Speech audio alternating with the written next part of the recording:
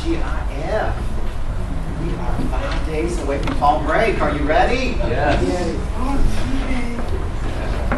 Halfway point of our semester, too. Well, 1 year ago today, does anybody know what happened? Big day in computer history. Passing of Steve Jobs. 1 year ago today. What? When it was flawless? Well, it has been quite a week in the world of mobile computing. Sets the tone for our colloquium today. Wednesday night, the most tweeted political event in history. The debate. 67 million people tuned in to watch on television. And then at its peak, we were around 158,690 TPMs in turn, tweets per minute. So while people were watching, they were using their mobile devices to express their opinions. And oh boy, were they. And then yesterday, if you logged into your Facebook news feed first thing yesterday morning, Mark Zuckerberg had planted a headline for all of us. Facebook had now topped 1 billion users. That's a lot of customers, a lot of likes, a lot of check-ins, a lot of RSVPs for events. Okay? NBC News scored a very interesting interview with Mark Zuckerberg last night, and then they asked him, "Are you the best person to be the CEO of 1 billion customers?" He said yes. Anybody know the population of planet Earth? 7 million. 1/7.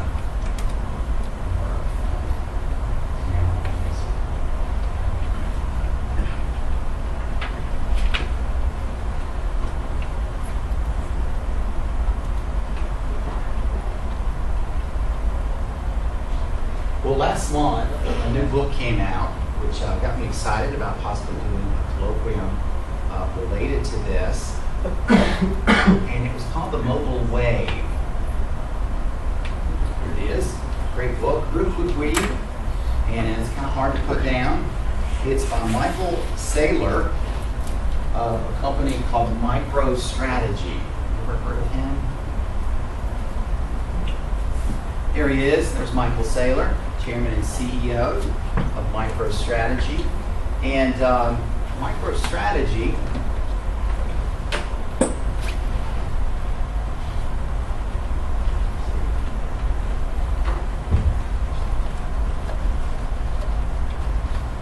they're looking at data in the cloud, mobile devices, and how companies can best use it to make better business decisions. Company there.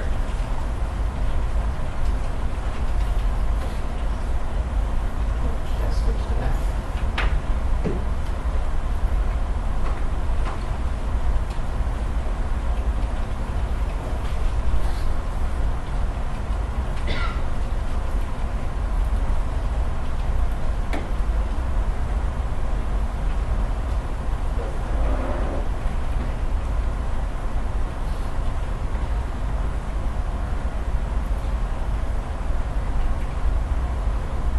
In this book, he talks a lot about how mobile computing has become a tipping point of technology. A revolution that began on clay tablets and continued through the invention of printing press and computers. As of December 2011, 5.3 billion people possess a cell phone. So if you take that population of the Earth, which we just described, 5.3 divided by 7, that's 70% of the world. How many of you could go a day without using your mobile phone? Raise your hand. Could go a day without it. Well, I gave you a handout there of some statistics. There's a lot of people who cannot go 24 hours without it. Sam, is it the last thing you check before you go to bed, and the first thing you check in the morning? Yeah. Where do you keep your cell phone at night? Right next to your bed. Is that where most of us keep it? It's our alarm clock now. I had one freshman in my UMD class tell me he sleeps with his phone. It is right there on his pillow. I said, "Are you tweeting your dreams?"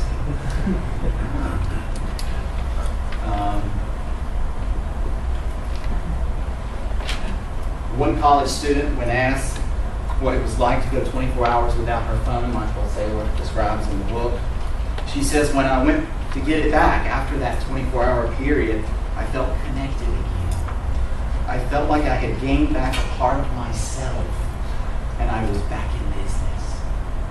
I felt a little more alive, like I had something in my possession that could occupy every spare moment of my life."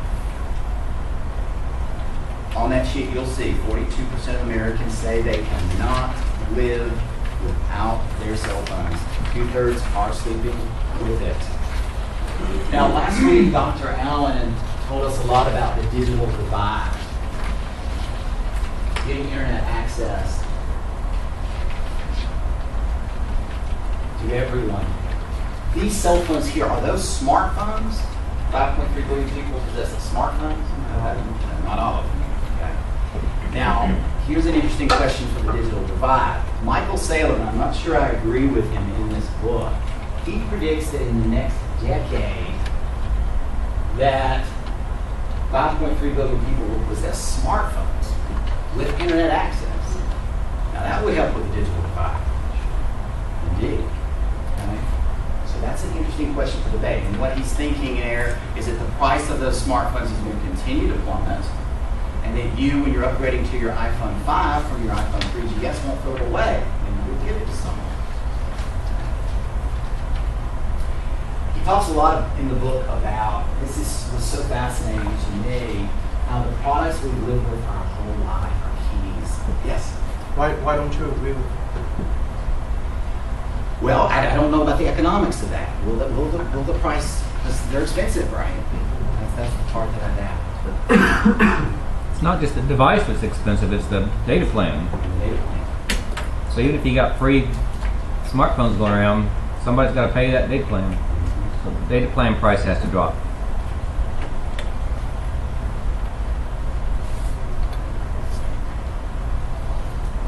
What's happening to our wallet? What's Google want to turn it into? Google Wallet, right? A software-based wallet. Our credit cards, our calendars, cameras, recorders, maps, mirrors, books, newspapers. They are becoming software. Last year we said goodbye to some long-standing brick-and-mortar companies. Kodak shut their door. Not Barnes & Noble, but Borders has been struggling. Their brick-and-mortar stores bankrupt. And Michael talks a lot about how this is the, what we call a vaporous model of mobile software. He describes laptop computing as software in liquid form. You are sort of sitting at the trough on the river there, at the Wi-Fi watering holes. He says with mobile technology now, the software has boiled into what we call a vapor form. It surrounds us everywhere we go. And Google, Facebook, and Apple, software companies who think like software companies, unconstrained by physics and scale. Those with virtual storefronts, those are going to be the ones that are successful in the next 10 years.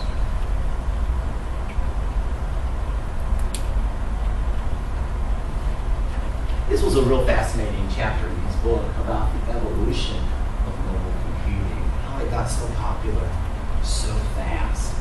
And it's that, first of all, that idea of a multi-touch experience. Jake, you not only use one finger, but you use many buttons. You squeeze, you stretch. Right? You are doing what we call shape processing. child can do. Shape processing is very ancient and very basic.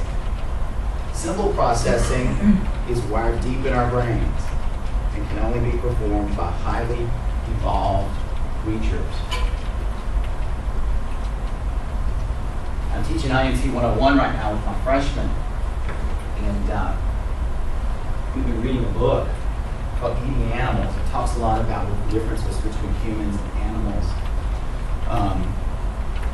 where our food comes from. And one of the interesting things it talks about in here, this is Jonathan Safran IV, great fiction novelist. This was his first delve into nonfiction. He mentions how animals, like even dogs, really recognize other people's faces. And they know someone that's treating them well, someone that's mistreated them. They can remember that. He gives the example in here too of the brainless crayfish. Very simple creature, can recognize faces. So shape processing. My little kids love their tablets. Also began to become widely affordable. And the battery life increased. When the iPad first came out, they were bragging that you could surf for 10 hours with it. And then we've got those apps. Cheap as candy. Okay. What's an app cost, Stephen? 99 cents. 99 cents. Many of them are free, right? Companies want to be where on your mobile device with their app. We'll be on that first couple screens competing to be there.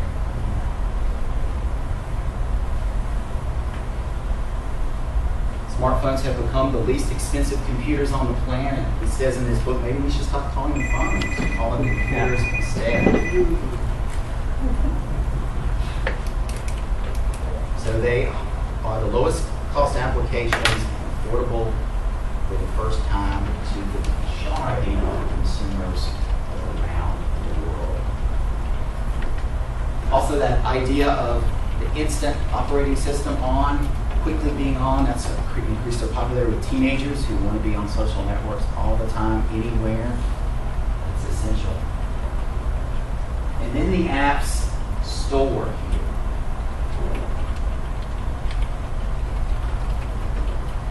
Got a couple statistics on that.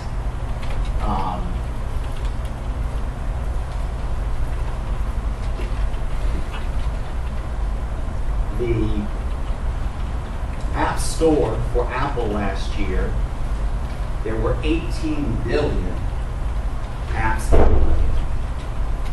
What's the name of the App Store for Google's Android? Google Play. What? Google Play. Google Play, or is it the Android Market? Is it the same thing? Well, they changed it. They changed it. Yeah, it used to be Android. It used to be Android Market. 10 billion apps downloaded there.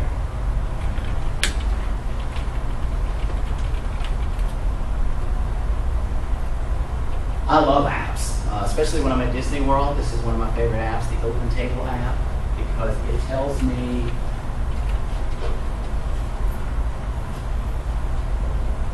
what restaurants are in my vicinity that I can make a reservation on in the next hour. And it's easier to do a reservation on the Open Table app than to get on the computer website and to make it later.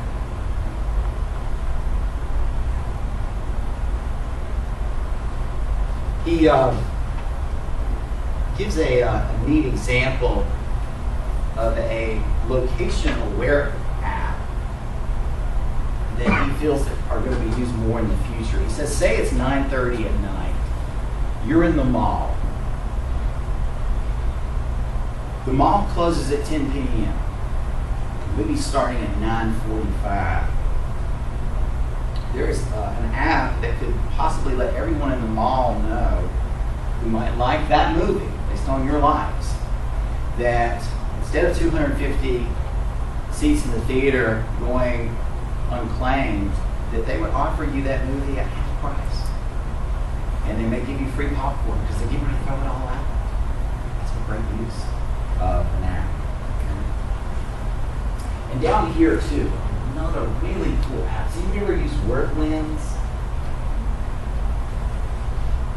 If you are traveling out of the country, this is so cool. So he talks a lot in his book about a tagged world. I'll say a little bit more about that later. The idea that you can scan, say you're in Mexico, go down to Mexico, this is a Spanish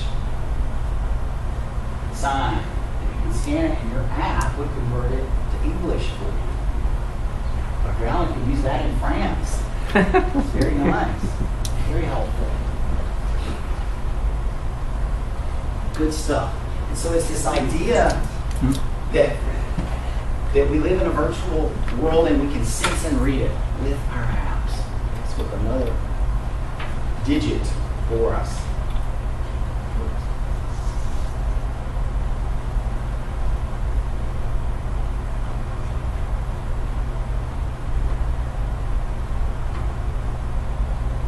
Now, does anybody know when did Facebook start?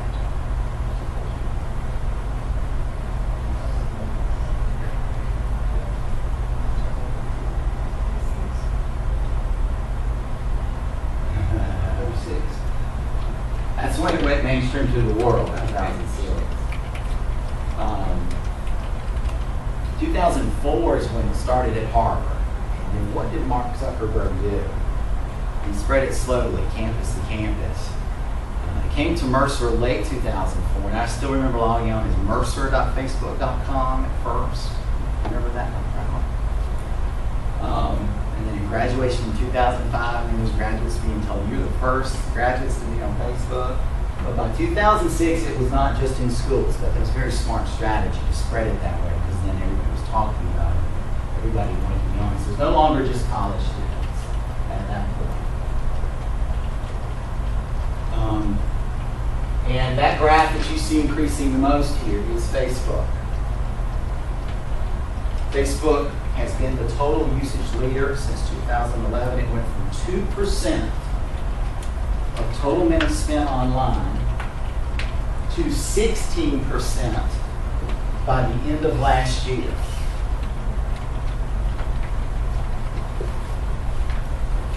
What else do we see there? We've got some Google sites.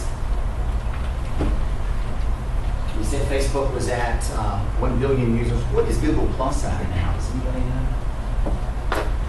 Google Plus, their social network? Around 400 million people. That's some good growth. LinkedIn, which is the professional man's social network, 100 million. So that's including all Google sites there, including the social network of Google. And we've got Yahoo and Microsoft staying kind of steady. Who's taking the biggest plummet? AOL there.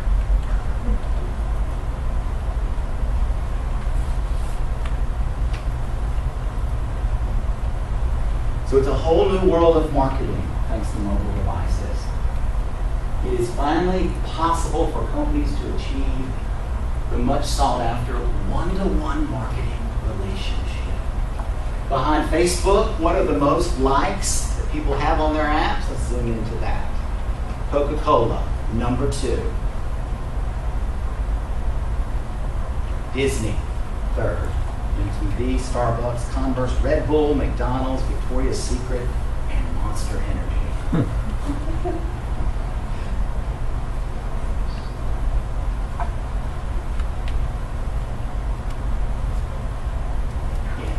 Companies poised for the future there. 1 in 4. Generation Y, college students check their Facebook status before they get out of bed. Twice as likely to have their Facebook status checked in the last 24 hours than to have watched TV. This is a lovely quote from the book. Mobile computers provide a biological central nervous system that extends to all corners of the world, sensing what is going on to the rest of the body.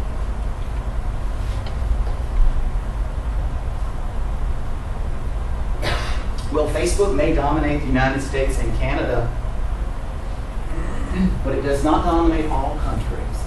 Here are some of the other big social networks. I had fun checking these out. Have you heard about any of these? Orkut. This is in English only, and it was set up by Google, launched by Google, and it is in Brazil. China, Dr. Zhao, have you heard of QQ? Yeah. Can you tell us a little about QQ? I don't use You don't use it? This is the logo for QQ. Cyworld in South Korea, grown up in Poland. Let's go to Sweden here, their popular social network. Lunar Storm. You can see some resemblances to Facebook there. That's some kind of a, I don't know what that is, that's a like or a don't like. And then Mixi in Japan.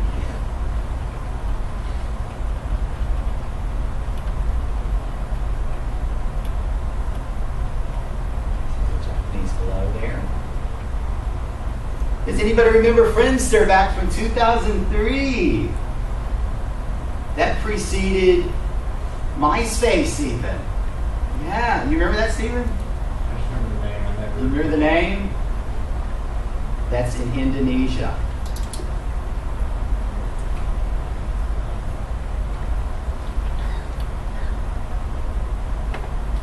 Well, we certainly saw it Wednesday night with the political debate.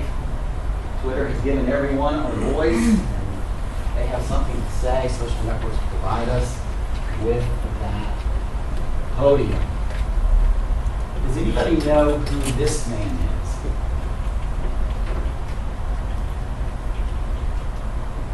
Who is that?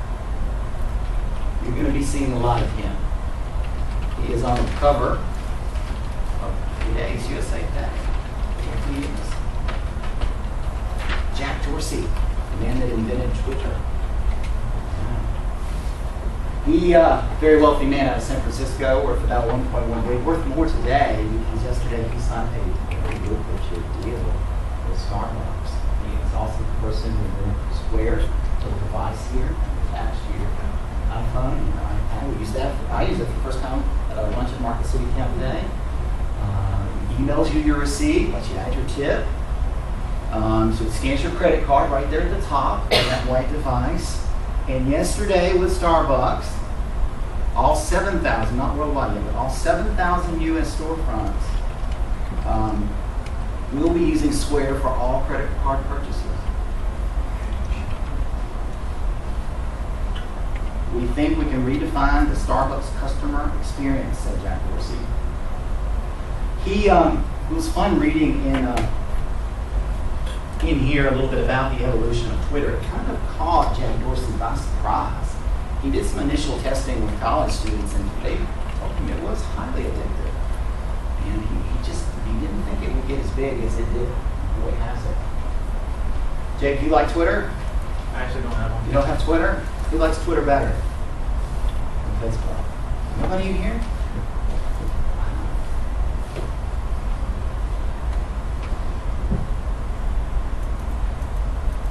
The one dangerous thing about Twitter, I was logged on late Saturday night and saw some things about police here in Bibb County.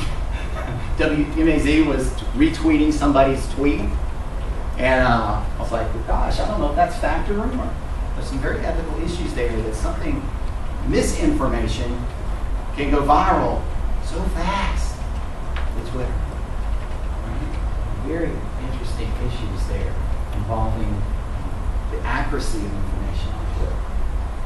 2009 texting became more common than talking. Paul, you like texting better than talking? Nope. No. Still like to be able to pick up the phone and listen to somebody's voice. How about you, Sam? Texting, why? Easier, I think.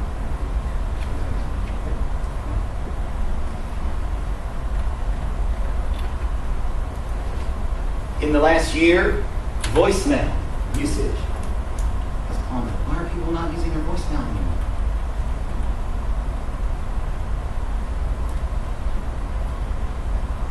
The Times, according to data compiled for USA Today, voicemail is fading fast, down almost 10% in a year's time, According to the internet phone company Vonage, people are sick of the process, the prompts, the elaborate introductions, and wherever possible, customers prefer to send a text or email instead of voicemail.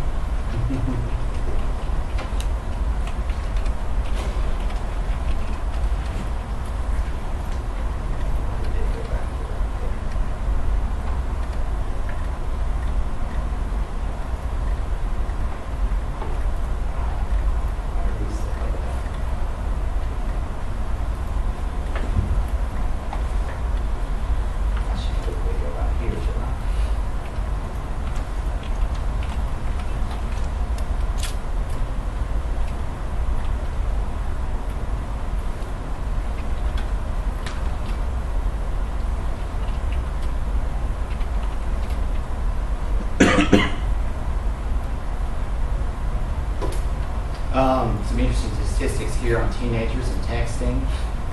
And you say they can text blindfolded. Females are the ones texting the most. 14 to 17, 6 per waking hour.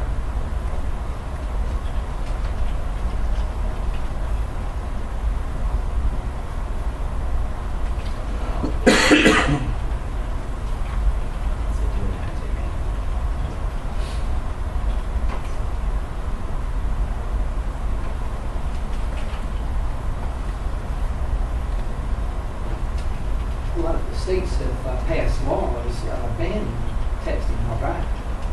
It's the law. It doesn't ban it, but it's against the law. Yeah, that's a good point, Dr. Cozart. Just this week,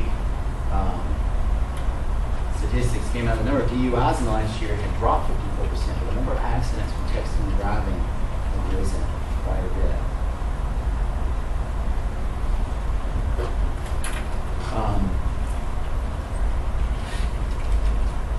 This was a really interesting ethical implication of social networks.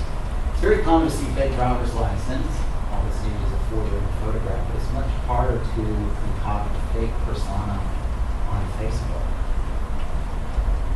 2 weeks ago, I logged onto Facebook, and over on the right-hand side where it says people you might like to be friends with, one of them at the top was Andy Digh. And I thought, oh cool, there's another Andy Digh. And I looked at it, and it was someone who had set up an account with my email. It was a fake persona of me. And I reported it to Facebook, and sure enough, within 24 hours, that had been removed. It is very difficult to establish and maintain a false persona on Facebook. How would you get hundreds of fake friends, hundreds of fake time photos, and now with the timeline feature that also helps verify you are who you are. Facebook possibly in the future be linked with PayPal. PayPal and your bank already agree that you are who you say you are, and a PayPal link maybe on a Facebook page increases the likelihood that a person is legitimate. It gives the example in the book of maybe a taxi cab driver in the future who's worried about being robbed by someone. Maybe before accepting a passenger, you might require the person to scan in their Facebook profile or use a digital cash account for payment. It's very interesting. You can see some authentication and verification options. He goes into also entertainment, medicine in the book, but he also looks at the impact of mobile computing on universal education. Our world around us, a virtual showroom. If you're in Paris and you're sightseeing, comes to the Notre Dame Cathedral could be tagged. You can scan it with your mobile device, learn more about it. That's better than any Gray Line tourist, right? Can you get it in your own language? Also, some of you learned about the Khan Academy, great online tutorials for learning. There's also MIT's Open Courseware program. Some of the best college professors in the nation are offering free video courses there, and they share their materials. He gives the example, too, in Brazil of some children who can't go to school. They have to work, and they're actually using some mobile devices at night to learn. People can study whenever they want, wherever they are, and it's definitely helping lower the literacy rates. This next point kind of leads into Dr. Cozart's case study. Presidential elections will never be the same. This year, we have been registering voters. People have been texting donations. The 2012 presidential election has truly gone mobile. You can download the Romney app. You can download the Obama app. Mitt Romney promised that if you downloaded his app, you would find out who his VP pick was first, before anybody else. Both of those apps are collecting valuable data about their most committed voters. The Obama app here can tell someone maybe who's working for him, get the message out. Little blue flags in your neighborhood, it works with Google. They can knock on your door, talk to you. Same with the Romney app, shows red flags on Google Map neighborhoods, allowing the volunteers to knock on the door. This also can give them valuable data about what you like, what you eat, what you drive, what you wear, what you like to drink. Republicans are more likely to go to Cracker Barrel. Because more Republicans like it. More Republicans are likely to drink Sam Adams beer. More Democrats like to go to TGI Fridays. That could be used in some way. Very interesting ethical issues there. It's an exciting time to be alive. These are just a few of the social implications. But network security and data privacy are definitely big ones that come up. I'm going to turn it over to Dr. Cozart now.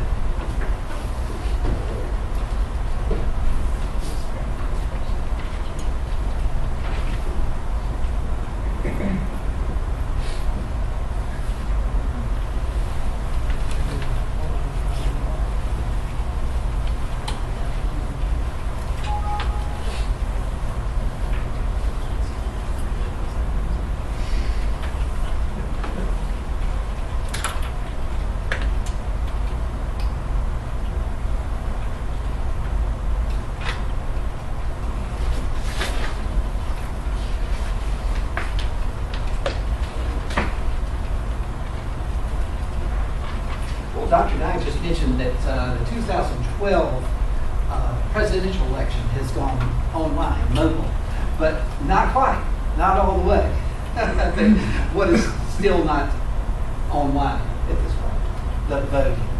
Yeah, and this is a big controversial issue, and there are lots of issues to consider there when you talk about online voting. So is it good or bad? Going back to the 2000 presidential election, I was just sitting here thinking about most of you in this room. In the year 2000, y'all were how old? About 12, 14 years old? 8 or 9, the freshman. 8 or 9, the freshman. So you may have not experienced this event, but it was a really interesting time. It was one of the closest contests in U.S. history, and Florida turned out to be the pivotal state. All of the electoral votes were in, and neither Al Gore nor George W. Bush had a majority of the votes in the Electoral College. Florida was the last state to report. After the recount vote, can you see how close the election was? 2,912,790 votes for Bush. The same thing, except for the last 3 digits, 253 for Gore. So that's what, about 500 votes different? 437 votes different. Now, there are some interesting facts about that, the voting that took place in Florida. You may have heard of these terms, but that's all we heard about if you were following the news back in 2000, the hanging chad and the butterfly ballot. Okay, so let's see what they are. Have y'all heard those terms? So, have not. Anybody heard that term? Okay, so this is new information. The hanging chad in Florida, this was a very popular photo up there. This was actually during the recount. In the Florida voting, there was a paper ballot that was used. and the person would go into the ballot area and would use a stylus and had to punch their selections. So it was a mechanical process. And sometimes when they punched the hole in the ballot, that the little extra hole there didn't completely fall off. And it was called a hanging chad. Now, the problem with that is that when these ballots were actually tabulated by the machine, if they were hanging chad, they may not have been actually tabulated because of that. So that person's vote was not recorded. You can see it was so close that this would become an issue. So what Florida had to do in certain districts, they had to actually go back and visually inspect. And that's actually an inspector here with his magnifying glass. They're actually recounting the vote. And so they had to go back through this process of manually recounting the vote. The other thing, the butterfly ballot. This is an example of a ballot that was in Palm Beach County. And you can see, or you may not be able to see, I'll tell you, this is George W. Bush here, and this is Al Gore. Okay, so you would think that, this, as you punch this hole, this is you're voting for George Bush, and the next one down, if you punch that hole, it would be Al Gore. But, incorrectly.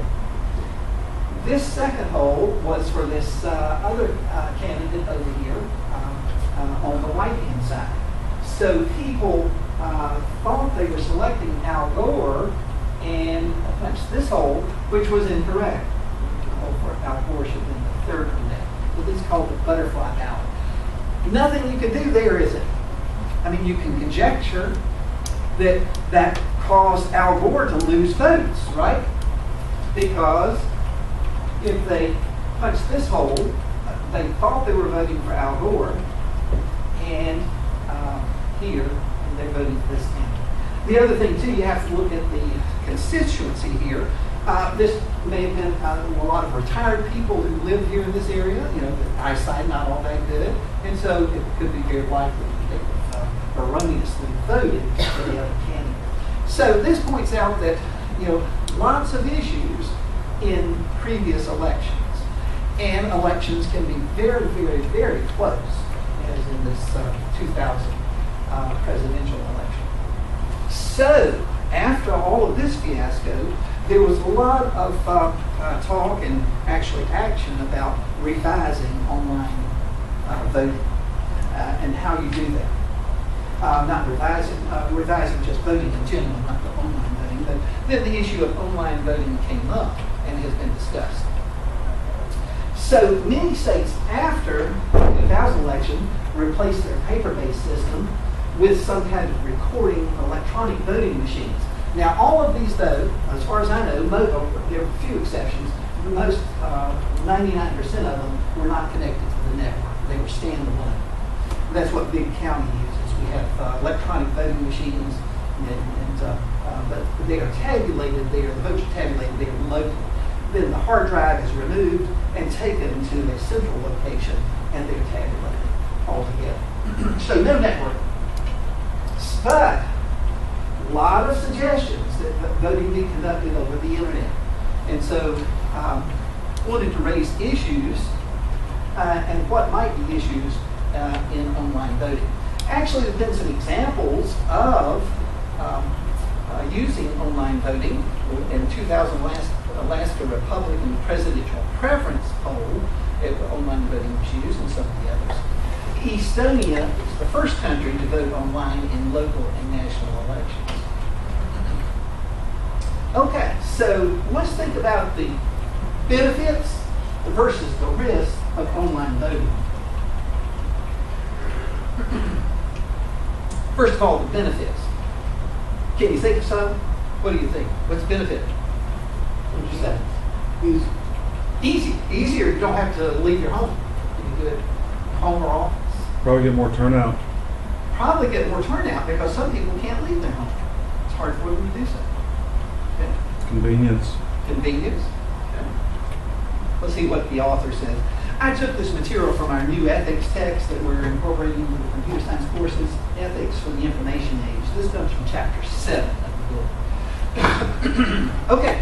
People who can't get to the polls could vote from home. We mentioned that. We didn't mention this one, and you could tabulate the votes more quickly, couldn't you? Electronically, and everything centrally located, networked together. Could have those votes tabulated almost instantaneously. Certainly no issues with hanging chads or erasures. Many of the paper ballots you had to mark with a pencil and mark that in, and maybe the issue with erasing on that could cause problems. It could perhaps cost less too, reduce the cost of people. Could eliminate the risk of having the physical votes tampered with.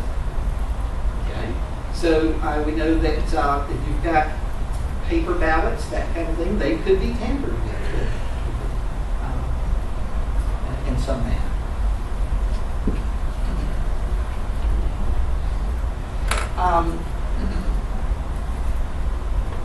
On one ballots, well, here's an example. In some cases on a ballot, it says vote for 2 of the list of candidates or 3 of the list of candidates, and sometimes people vote, especially if it's a paper ballot, there's no protection that they might vote for more than they're supposed to. I'm not sure what they do with those ballots. I would assume they just don't count them. In electronic online voting, you could easily prevent that. So there's some benefits. But there's a lot of risks too. What are the risks? Hackers, yeah. So what could hackers do? Scan to the internet, you can get into it. Yep, yeah, you get it. There's, okay, so all kinds of issues now come up because it's part of the internet. Hackers can get access, so it brings into play then all of the different kinds of attacks.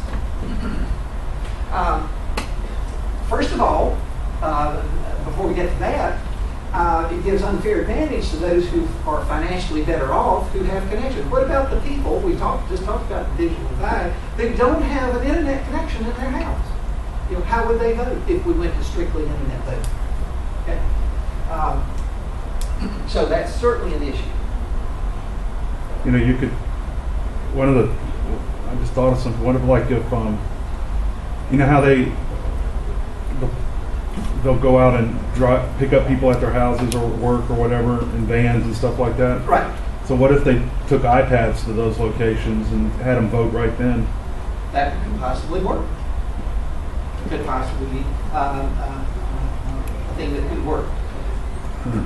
Okay. That opens up a lot of With this online voting, issues. here the authentication of the voter. If y'all vote, when you go to the polling place, you have to have a picture ID, and you present that to someone, a person, and then they give you the key or whatever that you vote on the vote. So this would all be put together, and so the authentication of the voter is a problem. We need to move on very.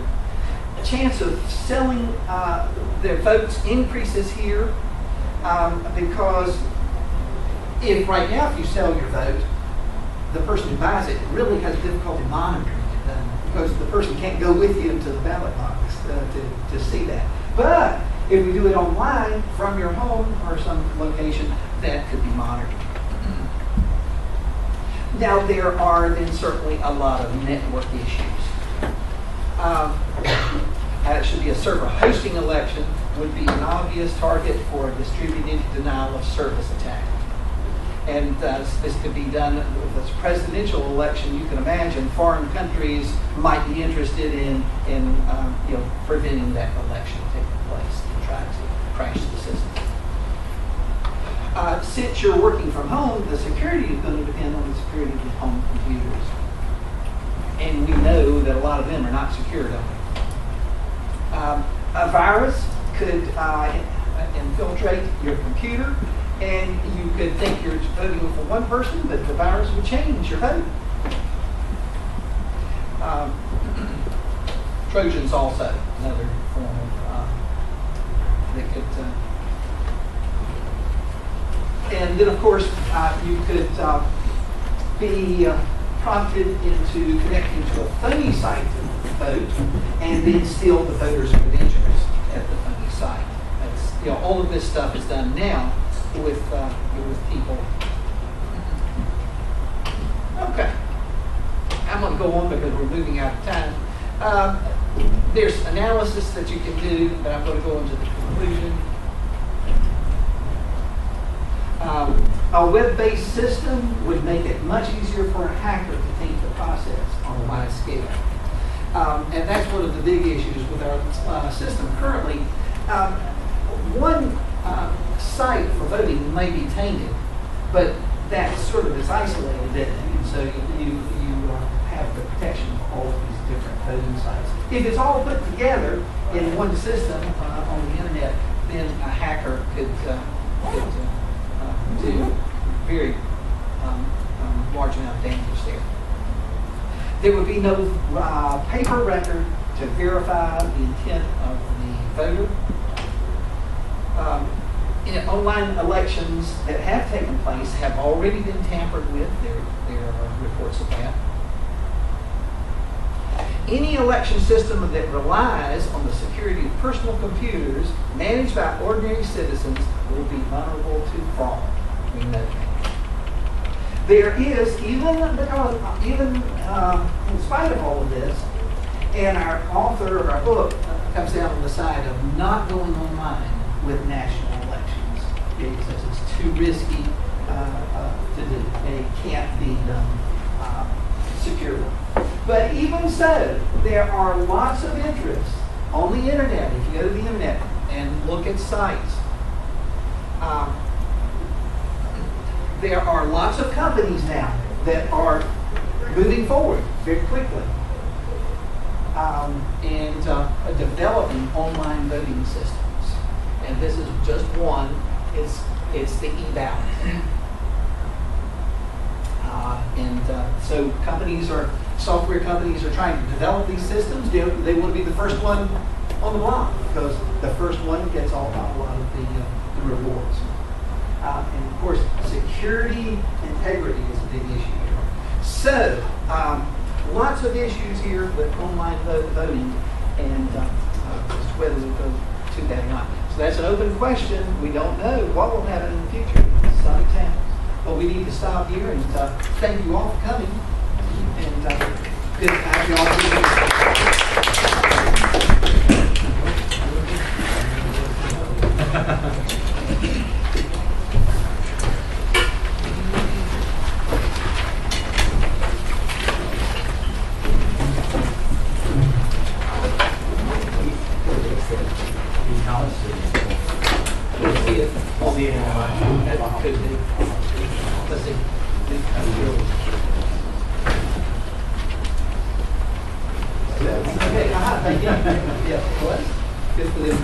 Paul, I'll be right back. We're going to get Okay.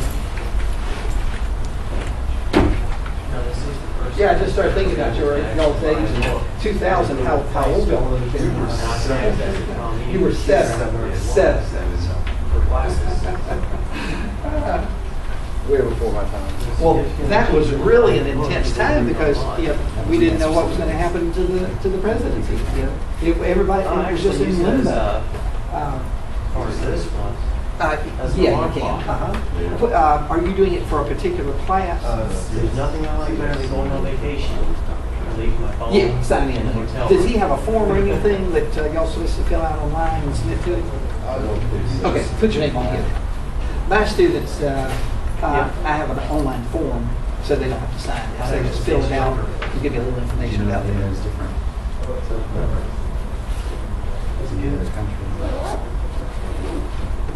I would say it is good for children to be learning social networking.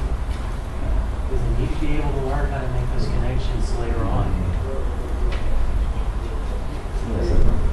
Country social networks are really neat. Thanks for coming, man. Yeah. What are some of the features on other social networking sites now? Such as Google Plus and Facebook and Twitter don't have.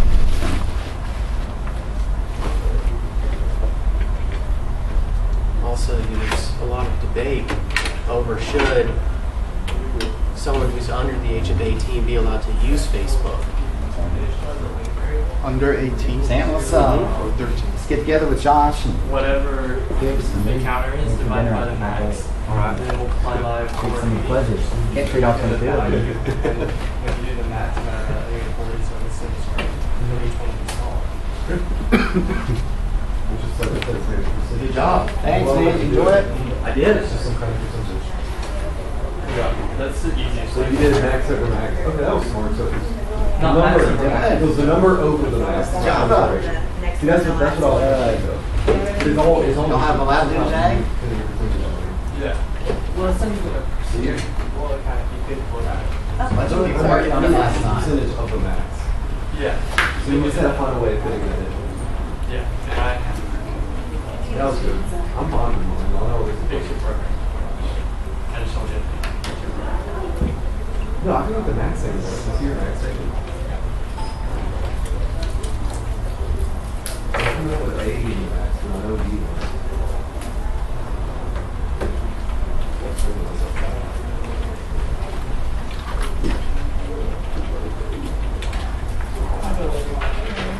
How's life?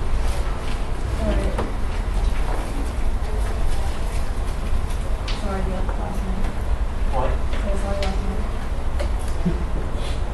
We were walking up to the hill, the house in the city, and it was a thing very last bit.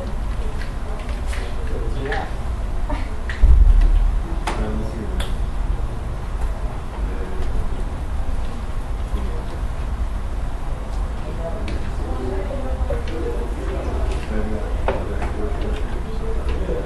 I work on it for about 5 minutes.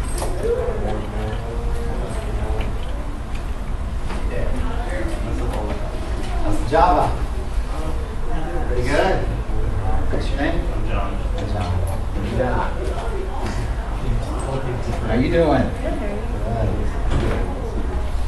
Ready for fall break? 5 days.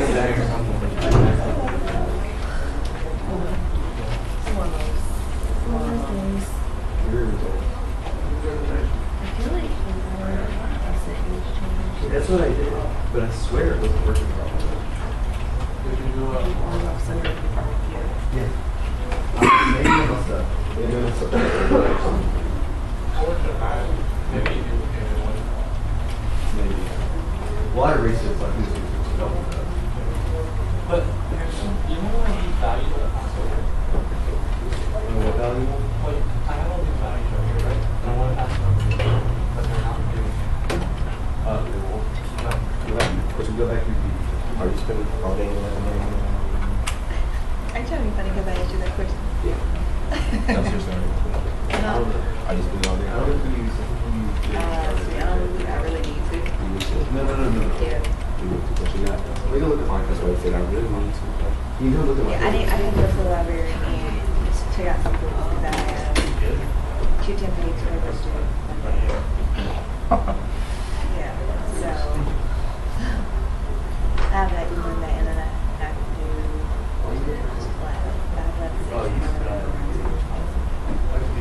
like shit, not fair for me. I might slip my drinking or something. Yeah, no, I'm trying to have it right. Hey, I'm gonna say like it's right here. Go back at home. Yeah. I really want to drink the hard stuff out of you know, the one of those what those feel things. You know what? I would be slacking out if I drank one of those feel things. Yeah. It's like half of it, and so that can last me like 3 days. I'm a weak drinker. That was smart though. Like that every night. I have to stay downtown. I was thinking about this. Because it was Friday.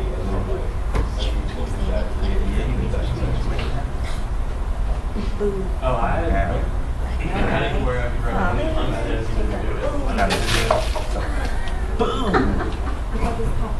And I got some kind of thing. Could be worse. Like I was thinking it was slightly more green. But I didn't. Yeah, your ways.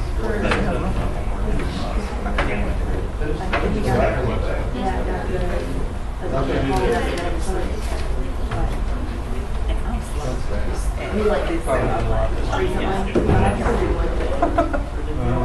First time I had to do it. Yeah, like he showed me how to do it. But like, do you have to sit there the whole time? Oh, no. Usually you don't have to. I don't know what time they're gonna do. So I literally have to leave from here and go play.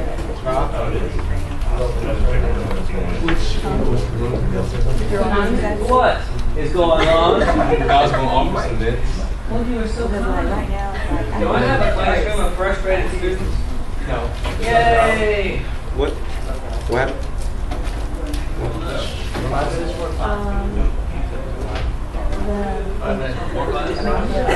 After class? Hey, maybe this video camera going back here. Is it still running? After you'll see. Yeah, and we'll have like all the tables and all the different monitors and stuff. The big one. Yeah, like, he showed me how to set it up. He said he's got someone else coming now.